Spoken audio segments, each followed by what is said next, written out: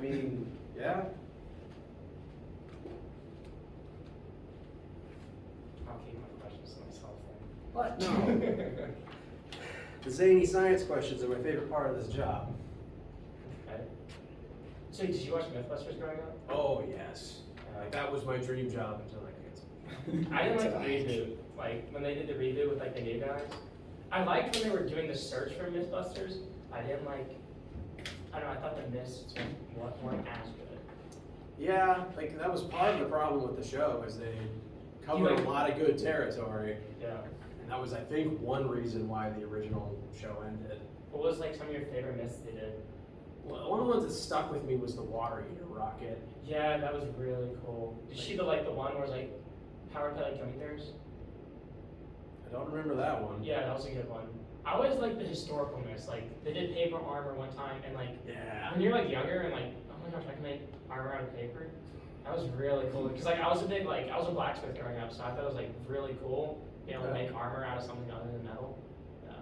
Adam Savage is weirdly good at that, because, like, he does still special effects and practical building and Have stuff. you seen, like, his, like, YouTube channel?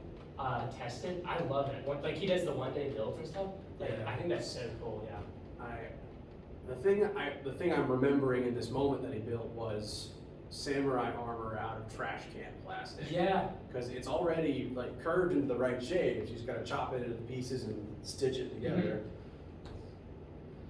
I loved anything they did with duct tape. Like the duct tape island was really cool. The duct tape boat was awesome.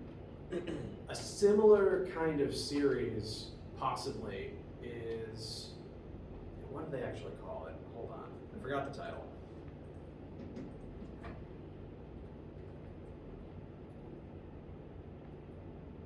Remember Tori Belleci? Yeah.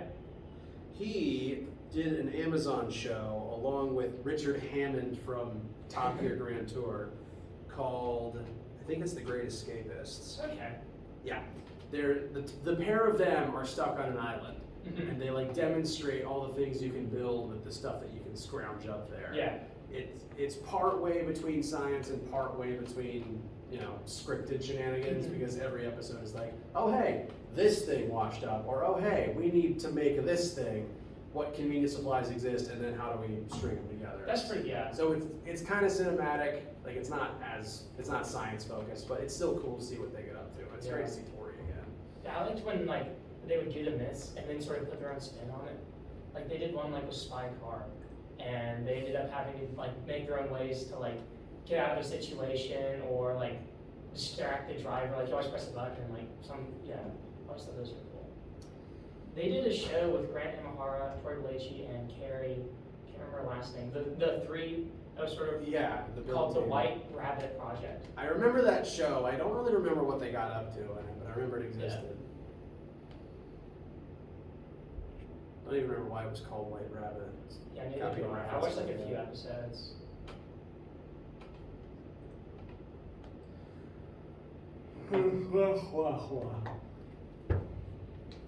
But yeah, that's like I'd say what really got me onto science was a combination of Bill Nye Magic School Bus and Kratz Creatures as a kid. Those first two were iconic. Very iconic, like, and still relevant, honestly. I've, as like, a day's thing, and when I taught high school, I would pull up an old episode of Bill Nye if it was relevant, and it was like an off day. But as a teenager, Mythbusters was the next thing in that chronology for me. Where'd you teach high school at? I taught physics for 2 years at a private school in Augusta. Oh, okay. Wow. How'd you like living in Georgia? I actually lived in the South Carolina half of the border and commuted over. Yeah, that's what I've noticed, because I'm from Georgia, like that border is so close between Augusta and South Carolina. Yeah, and there's at least 2 decent-sized cities that straddle that border between Augusta and Savannah, and others I'm probably not even thinking of. Did you live in like the North Augusta area? Yeah. Which isn't anything. Like, North Augusta is nothing compared to Augusta, but it was a South Carolina address, which helps my tax situation. Right.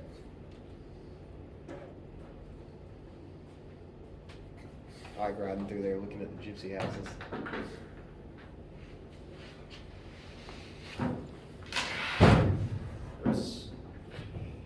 it's the same thing. There was a fancy neighborhood near me that I walked through thinking, yeah, I'd buy that house. No, Yeah. That's the one I'm gonna have one day. Uh-huh. So I design something and sell it.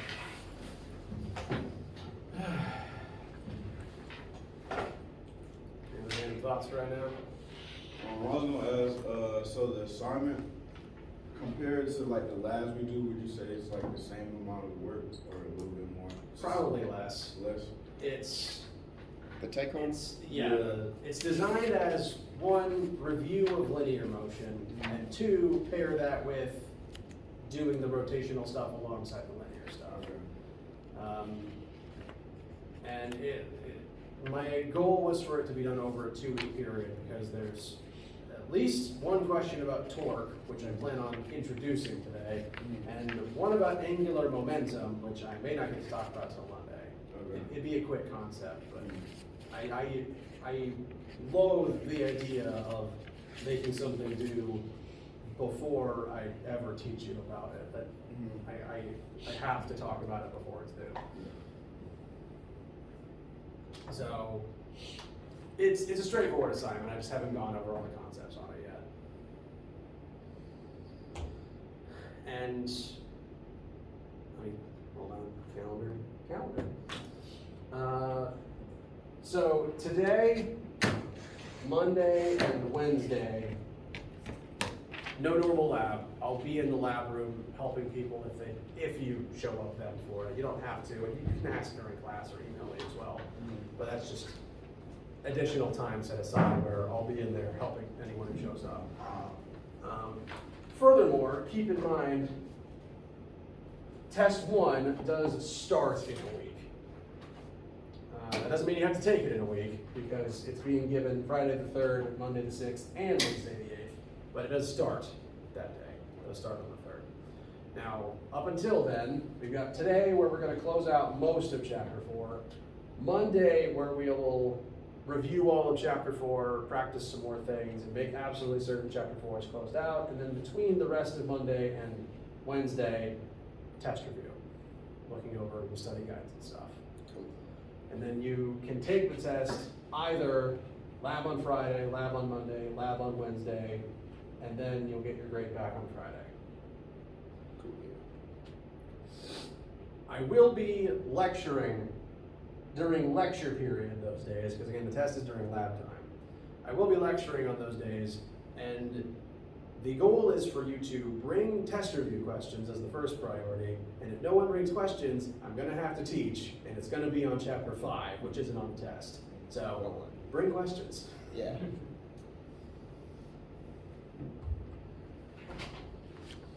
How you guys feel? Gotta get to studying. Yeah. Yeah, I also know that a bunch of classes are probably trying to get cram tests in about this time because Yes. of that midterm score coming up. So I kind of hate having it fall around here, but 4 chapters in is the halfway point of the class, and they can't change that very much. No, yours is actually okay. It's not that bad timed. Okay. Try to make it as streamlined as possible. Any questions or concerns about anything else before we resume?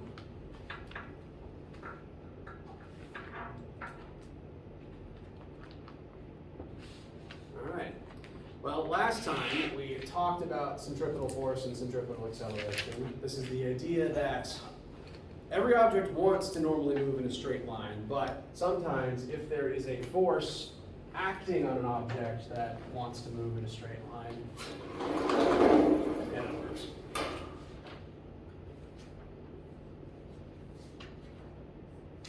That force can cause that object to change direction, because all force causes acceleration, or all acceleration can cause change in direction. So for example, the moon wants to move in a straight line, and if Earth wasn't here, it would. But Earth's gravity acts on it, and so the moon starts falling as it moves sideways. Since it's doing both at the same time, it kind of ends up here. And the reason that the centripetal motion continues is that the force changes direction along with the instantaneous velocity. So the moon just kind of keeps looping all the way back around to where it started for as long as this force is still in effect and still changing direction to point towards Earth's core. So any force, centripetal force is like a part in a movie, and any force can play the role of centripetal force as long as it's able to do this, as long as it is able to point towards the center of a circular motion and keep changing direction so that it is always pointing to the center. Gravity is not the only thing that does it. For example, tension can as well, and we'll do some math behind that this today, basically. In this case, tension in the rope is constantly pointing towards my hand, and my hand is then the center of the plastic's orbital path. And there's a couple other types of forces that can do it as well. There's cars on the road. It's a combination of friction and engine force that causes you to turn. Banking airplanes are redirecting some of their lift force to point sideways and towards the center of their banked curve. So lots of different things can play the role of a centripetal force, but whatever force is playing that role, it causes centripetal acceleration, which is to say that the object wants to move in a straight line, and the centripetal force doesn't let it. So it keeps accelerating and keeps changing direction, which means that at any given moment, that's the direction it would rocket away in if the centripetal force stops.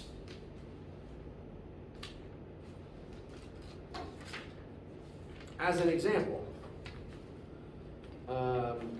if you had an object on a rope and you were swinging it around, if I was to let go of it right about here, at the moment where it was moving that way as it was banking, like it would normally bank this way, but if I let go of it in this moment, since the tension in my hand would no longer exist, it would just fly away in that direction. And this is how ye olde David and Goliath slings works. You just have a pouch with a rock in it, swing it overhead, let go, and then the rock inside flies away in a straight line. It is also the same with mud on tires, because once the mud lets go, it flies away in a straight line based on where on the tire it let go. And Murphy's Law always dictates that it will splash up towards you, the rider of this fictional bicycle. So, the linear velocity represents the direction and speed it wants to move at, but the centripetal acceleration caused by centripetal force is making it always change direction, as long as the force causing the acceleration is there and still acting. We looked at the formulas for this. Centripetal force is mass times centripetal acceleration, and there are two ways to solve for centripetal acceleration, those being linear velocity squared over r, or angular velocity squared times r. Either works. It's just kind of a question of which velocity do you happen to know, and either works because the object's doing both at the same time. It wants to move in a straight line, but it's also spinning simultaneously. So it has a linear and an angular speed all at once, and either one works. A small thing to note about the r here, though, is that it is the orbital radius, the distance between the orbiting object and the center of its orbital path, which in the case of the Earth, or the moon orbiting the Earth, that is Earth's center, not Earth's surface. That feel all right?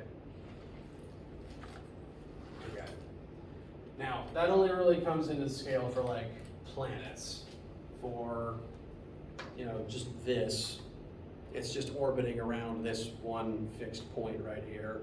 So you don't have to worry about its radius very much. It's one point. So, factoring in Earth's radius only really matters for something this scale.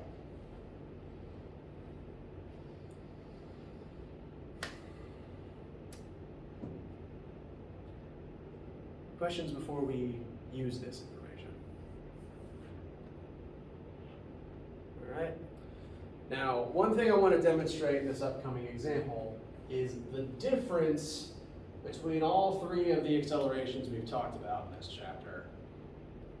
Linear acceleration, angular acceleration, and centripetal acceleration all mean different things, and you get different numbers for each of them. So, for one, it's very important to keep your labels straight. I know that centripetal acceleration is still a normal letter A, but make sure you don't leave off that subscript.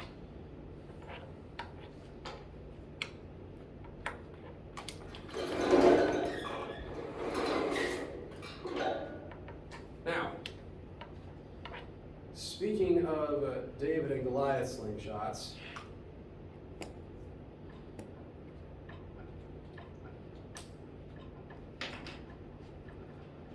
let us do the math for this type of feat. Let us see what types of forces and speeds are involved to make a rock swing fast enough to actually, take out a giant. So here we have a 300-gram rock loaded into a sling and once folded in order to use correctly. The sling's orbital radius is 35 centimeters. So that is the distance between the rock and the hand of whoever's using it.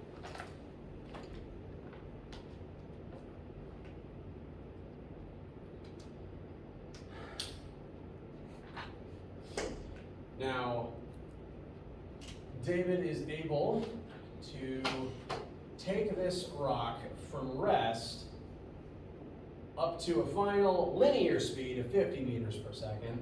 If it says meters per second, that's automatically a linear speed. And is able to swing it from 0 up to that speed within 1.5 seconds of wind up.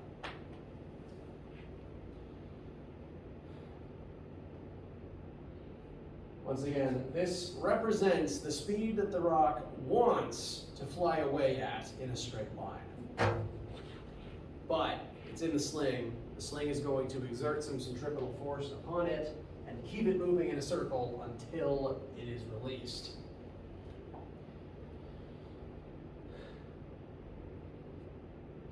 Questions about the setup so far? All right. Now, I mentioned a second ago, centripetal force is kind of like a role in a movie, and any type of force can be cast as the actor for it. My battery's running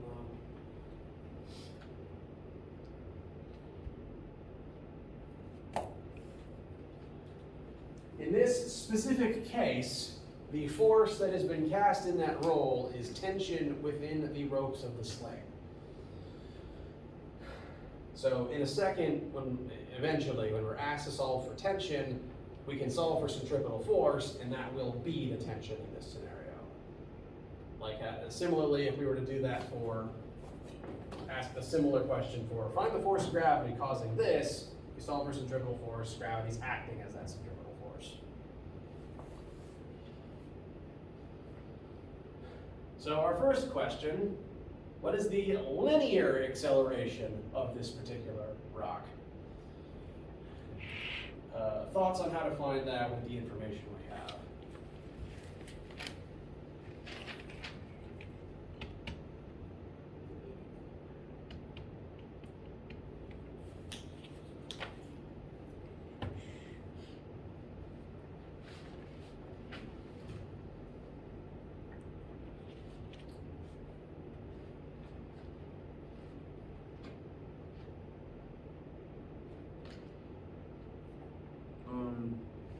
Use the formula A equals changing velocity over time. Precisely.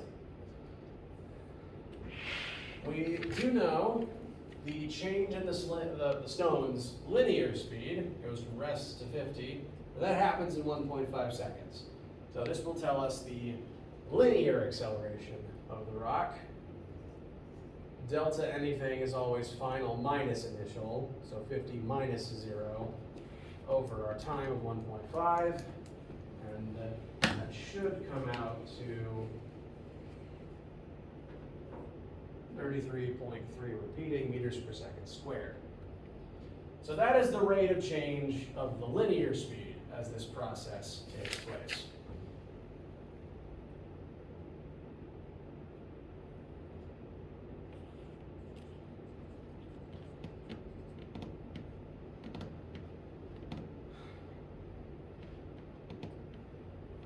next question, what is the angular acceleration of this rock during this process?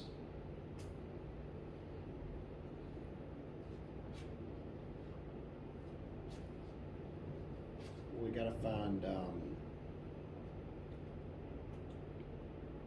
can't remember the name of it. What's the one that looks like a W? That is angular velocity. So don't we need to find it first? That could help. That is one pathway that'll get us to where we want to go. But then we don't know the radius. We actually do.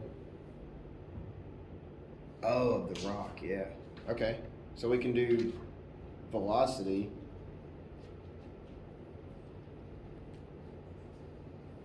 I think, yeah. You are absolutely correct. We can. Velocity equals radius times W. You're correct. Right. This will absolutely work. All right.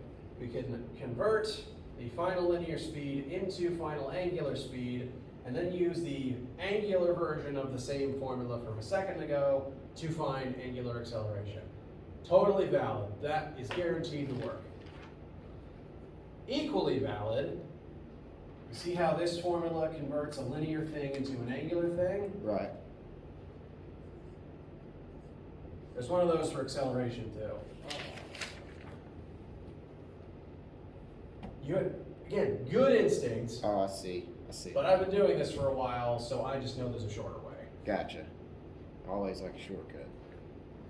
And granted, this only worked because we already found the linear acceleration. If you did this in the other order, then yeah, you'd have to step through one of these processes. So excellent thought, don't lose it. Like, excellent analysis.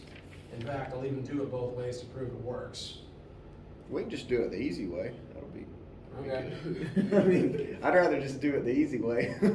I'm fine with it. I just, my worrywart brain errs towards the side of completionist to make sure everyone has as much info as possible.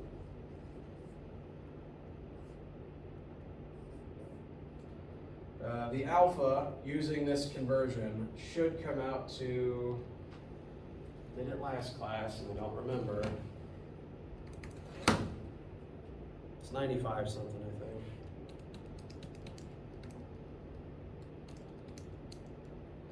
I think. $95.23. Nice. I've got 0.238, so I'm gonna round that to 0.24. All right. What would the units on that be? That'd be Radians squared. per second squared. Oh, right.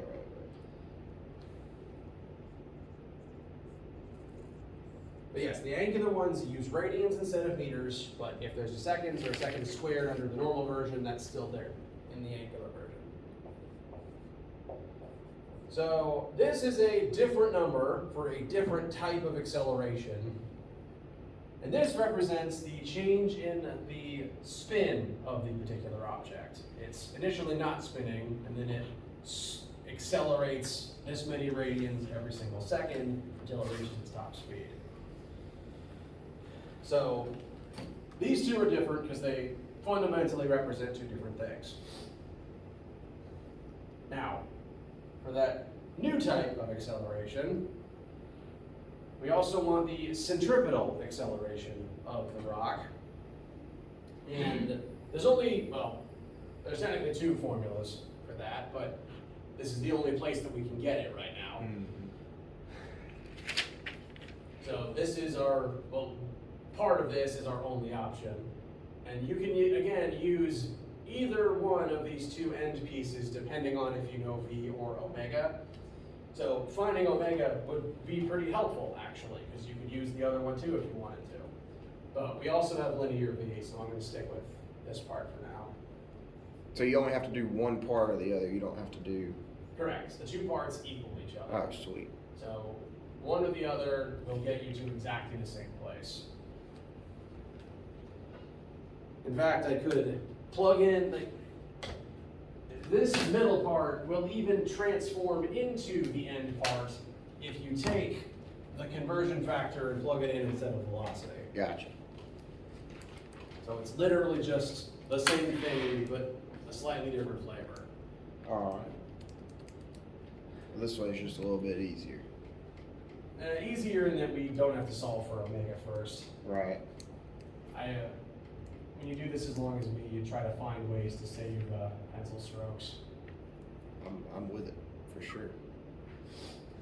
And 4.2. thank you. 0.86. Yep.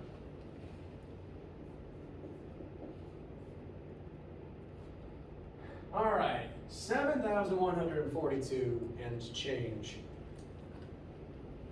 That's a lot bigger. That's a lot bigger, but that is on purpose.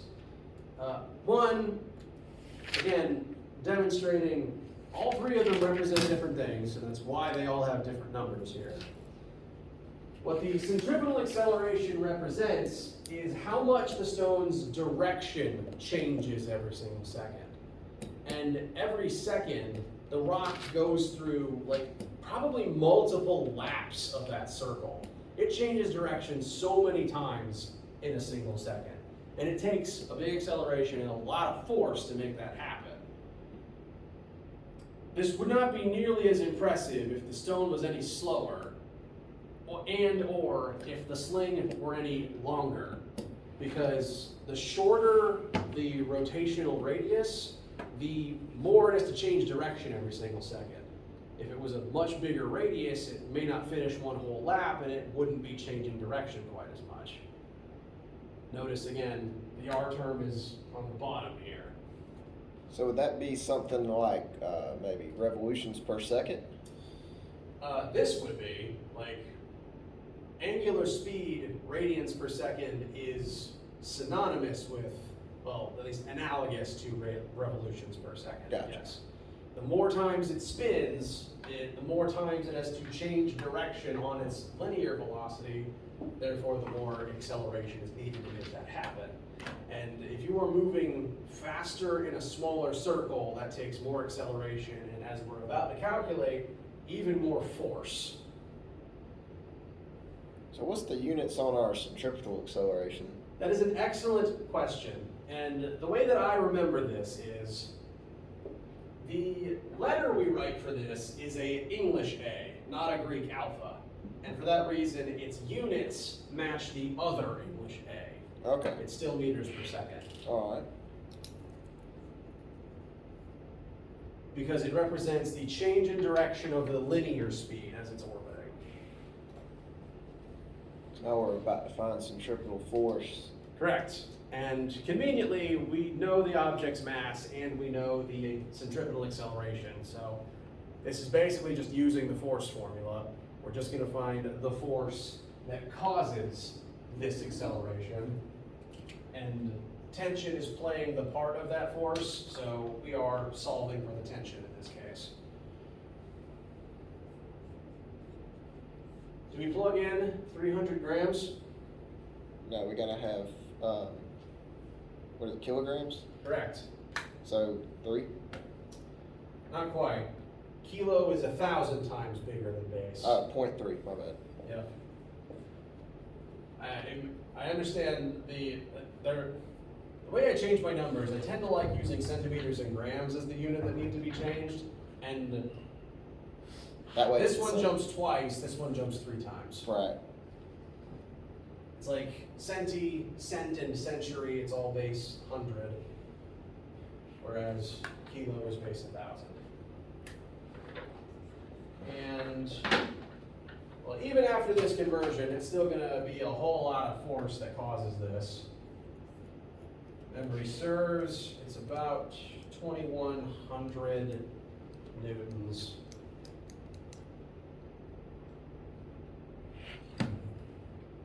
Yeah, I got 2142.86. It's kind of weird that it ends in the same 4 digits, but yes. Consequence of divide by 0.3, multiplying by 0.3. Over 2,000 newtons of force. For a sense of scale, I, a fairly average adult human male, weigh about 1,000 newtons. So this sling is withstanding twice the force that I weigh. in order to make this happen. And this means that David is, one, is jacked, and two, is swinging that thing really fast. And that sling can withstand all that much force. Leather probably came from the Nemean lion or something like that. So what we just found was force, also known as tension in this case. Yes, tension is acting as the centripetal force, and for this to happen, whatever the centripetal force is needs to be 2100 newtons to make it work. All right. If you weren't outputting that much force, you wouldn't be able to get it that fast and sling that small.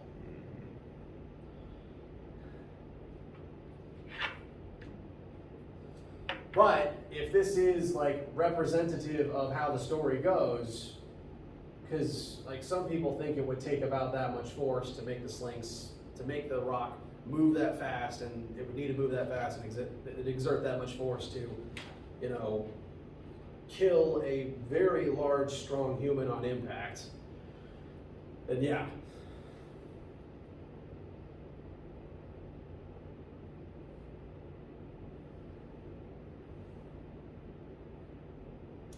So, pretty absurd feat actually, and pretty representative of. It sometimes takes a lot of force to actually get things to spin like this. Again, it takes a lot of gravity between the moon and the Earth to make this happen as well. The faster something is spinning, and the smaller the radius it is spinning over, the more force is required to make that happen. And that's one reason why there's a pretty big difference when you're, say you're riding in a car and the driver, you know, gently turns the wheel to turn at like 10 meters per second, versus if they yank the wheel to make the turn at speed and whip around and you whiplash yourself. Like on a racetrack.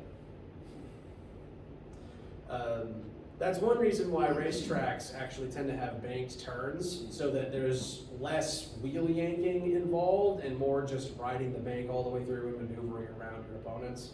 So ideally less whiplash as long as you don't hit anything.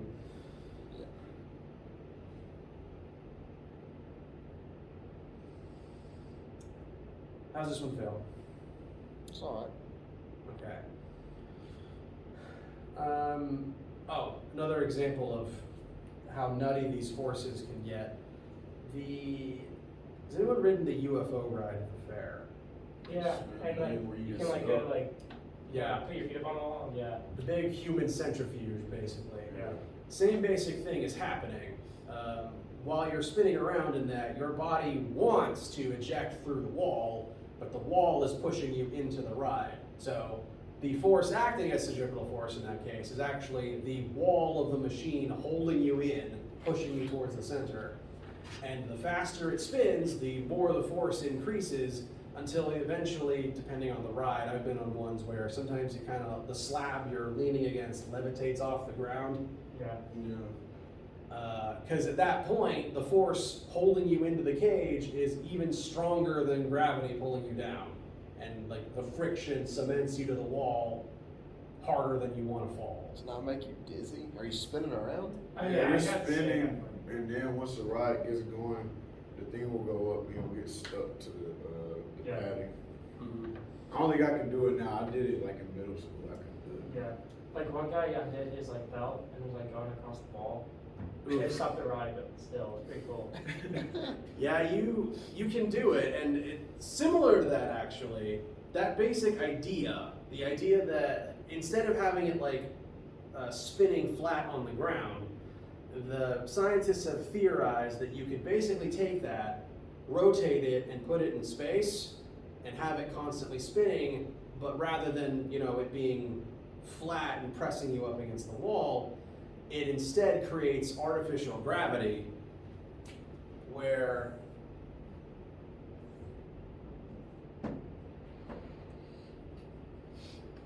you can walk on the outer edge normally if it's spinning at the right speed.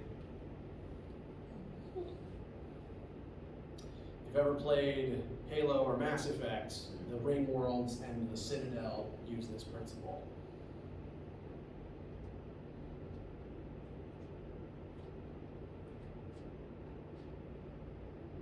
So, this kind of thing shows up in a surprising number of places. It has some interesting applications, and the forces involved can get kind of wacky.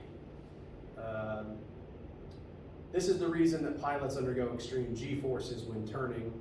Same thing as the car, really. If you turn fast and over a short distance, there's a lot of force making it happen, and all that force is acting on a pilot's body and sending their blood to their feet.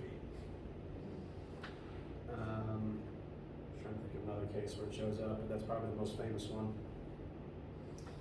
Oh, astronauts. They get in those fairground centrifuge machines to withstand the G-force that the pilots withstand, or trained to, and stay conscious when all their blood's in their feet. Get Top Gun. Now, I want to talk about one of the last couple concepts related to rotation, so that you've seen it, you've seen the formula before the weekend, and then on Monday we'll review all of this in addition to that. But I want to make sure to really show it to you as you're working on labs and homework over the weekend. Remember this chart where I've been talking about the new rotational stuff in comparison to their linear counterparts? Well, there's more linear counterparts than just this. I'm only going to show what's about to show up on screen to illustrate the point. You do not have to copy or memorize all of these. This is just an illustration. Pretty much any principle that we've used to describe linear motion so far has some kind of angular counterpart. Because if you can use the basic principle to talk about things moving in a straight line, similarly you can use it to talk about things rotating. For example, it takes a certain amount of energy to spin. So there's such a thing as rotational kinetic energy. Because if I hold that wheel in the air and I spin it, it won't have a normal linear velocity, but it does have an angular velocity, and it takes a certain amount of energy to get it moving. Similarly, there's also angular momentum, because if something's spinning, it wants to keep spinning in the same direction forever and doesn't want to be disturbed. So once again, all the old stuff has linear counterparts, but the only one I really want to focus on for right now is the counterpart to force. Force is the linear variable that causes linear acceleration, and the angular counterpart to force is called torque. And torque causes angular acceleration. Now, torque is one of those concepts that I find most people have at least heard of the word for, even if they don't necessarily know the definition of it. I found as a kid the times I most heard the word torque were probably car commercials, like advertising the torque the engine uses to make things spin, namely the tires.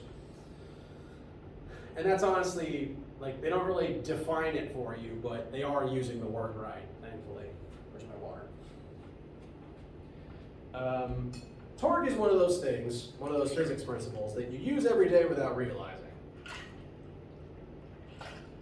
Or at least you witness every day without realizing, because I assume most of you opened or saw opened at least one door today.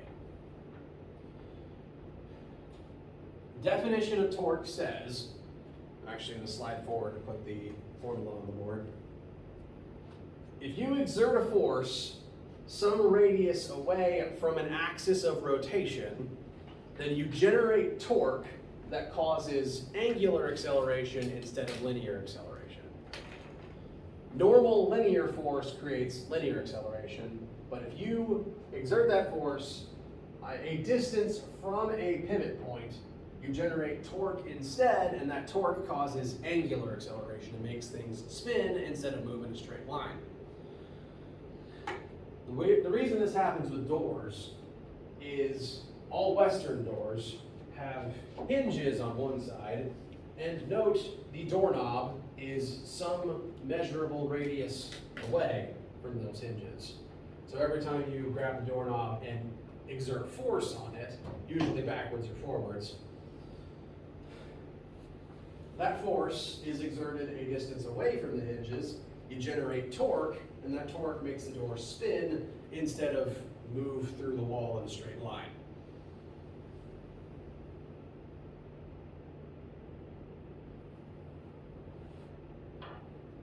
All right so far? All right. Now, it's not only doors. Torque is actually one of the principles that humans figured out first. And I mean like literally first, because you need torque to make wheels work.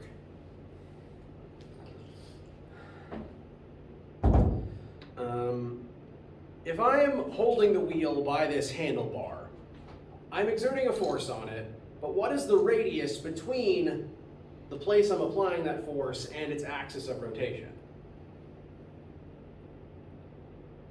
Yeah, none, right? Zero. It's the same place. I'm exerting the force on the handlebar, and the handlebar is the axis of rotation. So doing this doesn't make it spin. I'm just making it move in a straight line. So this is normal English letter F causing normal English letter A. And in this formula, if your radius is 0, it doesn't matter how much force you exert, you get no torque. So doing this on its own won't make it spin. To make it spin, I have to move my hand from the center to the edge. And now if I exert a force here, some non-zero distance away, it starts spinning. I generate torque, torque creates angular acceleration, and its angular speed changes.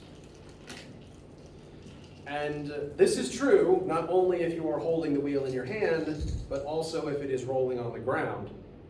Because if you want your wheel, your wagon, whatever you have, to move forwards, some entity, like horses, will pull forwards on the wagon will exert a forward force on the handlebar of the wheel, so the wheel wants to start sliding this way, but if it's touching the ground, there's friction between it and the ground.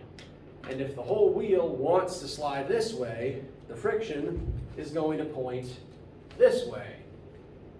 That, like the wagon force is here on the handlebar, so the wagon itself doesn't cause torque, but friction is some distance away and it points that way, so the wheel starts spinning in that direction and it rolls. This means that without friction, objects don't roll. If you lived in a frictionless universe, the wheels would just slide on the ground and not spin, which is what happens when you hydroplane or black ice. Either way is dangerous. So friction makes wheels work. So again, that's one of the sources that humans first ever noticed torque through. The other is through the use of pretty much every tool that humans have ever made. Because the purpose of most tools is to give you a lever arm. Even baseball, the whole point of the baseball bat is you are swinging the bat, which has a radius, and generating torque to exert force at this point rather than with your bare hand. Same is true for golf and tennis and any implement that is designed to be swung. Because that always produces more torque and more force than just punching the thing. If you ever played baseball and punched the ball out of the air, not only does it not fly as far, you tend to break your hand. Not quite the same, but because I did Taekwondo as a kid, my first instinct in sports was punch the thing that's flying at my face, which didn't work well in volleyball.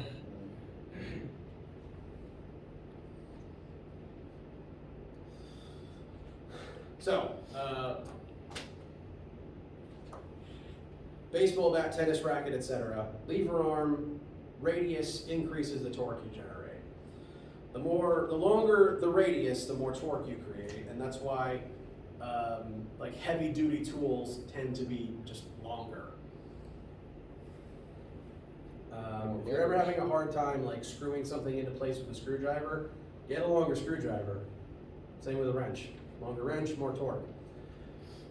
It's also the entire reason a crowbar exists, because you shouldn't try to deadlift a manhole cover, but if you just jimmy the crowbar end under it and use that lever arm to your advantage, you can rotate it and roll it out of the way. So most tools and all wheels use this, and all doors. Well, Western doors. Japanese doors is actually just sliding linear forces, ironically. So we're using Newton meters instead of foot pounds. Correct. You could use foot pounds, but we are not. That's unfortunate. I mean, at least the unit assembles itself. If you That's plug right. in newtons and meters, you get Newton meters. Yeah. By the way, this is the variable for torque. This is lowercase Greek tau. In comparison to both uppercase Greek tau, which is further separated from English T in that they both have fancier hats. So, tau is torque. Torque is measured in Newton meters, and you calculate it by multiplying force times the radius of your pivot.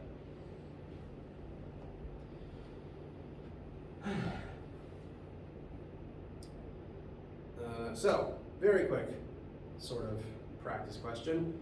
If you are using this wrench to tighten this bolt, you have a 1 meter long wrench and you exert a 1 Newton force here on the end, how much torque do you generate? Probably not a lot. Not a lot. So 1 meter wrench, 1 Newton force, 1 meter times 1 Newton is 1 Newton meter of torque. Now, without even increasing the force that you have to use with your own arm, if you double the length of the wrench, 2 times 1 is 2. So literally no extra effort required. You double the torque, and therefore you double your ability to make that bolt spin. It's leverage, right? Exactly. Newton once said that with a long enough lever arm, a human can move the earth. And it's true, they've done the math. If you had a crowbar the size of the solar system and jammed one end under Earth, a human could push on one end and make the Earth move. You know, you just have to keep pushing forever, because at that point the mechanical difference would cause one end to have to move a whole lot to get the Earth to move. But still, it's physically possible if you had a tool that long, which would have its own gravity. So it's impractical, but possible.